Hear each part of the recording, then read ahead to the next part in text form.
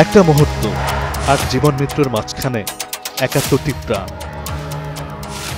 আকাশে ওঠার পরেই খুলে পড়ল বিমানের চাকা। পেছনে কক্সবাজার, সামনে ঢাকা রানওয়ে, আর মাঝখানে আতঙ্কে জমে যাওয়া যাত্রীদের নিঃশ্বাস। শুক্রবার ১৬ মে দুপুর ১টা ২০ কক্সবাজার আন্তর্জাতিক বিমানবন্দর থেকে ঢাকার পথে আকাশে পাখা মেলেছিল বাংলাদেশ বিমানের বিজি ৪৩৬ ফ্লাইটটি। বোর্ডে ছিল শিশুসহ ৭১ জন যাত্রী। কিন্তু তারা জানত না এ যাত্রা শুধুই এক স্থান থেকে অন্য স্থানে যাওয়ার নয়, এটা হতে পারে তাদের জীবনের সবচেয়ে ভয়ঙ্কর ও স্মরণীয় মুহূর্ত।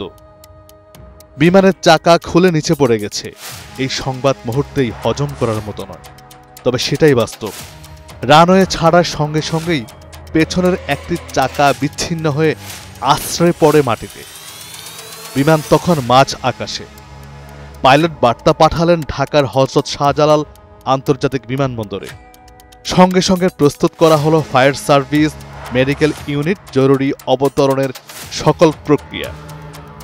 রানওয়ের পাশে তৎপর ইঞ্জিনিয়ারিং টিম। আকাশের উপর নির্ভর করেই নিচের পৃথিবী প্রস্তুত হচ্ছে ভয়ঙ্কর কোনো পরিণতির জন্য। কিন্তু কেবল প্রযুক্তি নয়, এখানে প্রমাণ হলো মানুষের দক্ষতা আর মনোবলের শক্তিও। বিমানের ককপিটে থাকা পাইলট অসম্ভবকে সম্ভব করে তুললেন। চাকা ছাড়াই উড়োজাহাজ অবতরণ করিয়ে ৭১ জন যাত্রীর প্রাণ বাঁচালেন।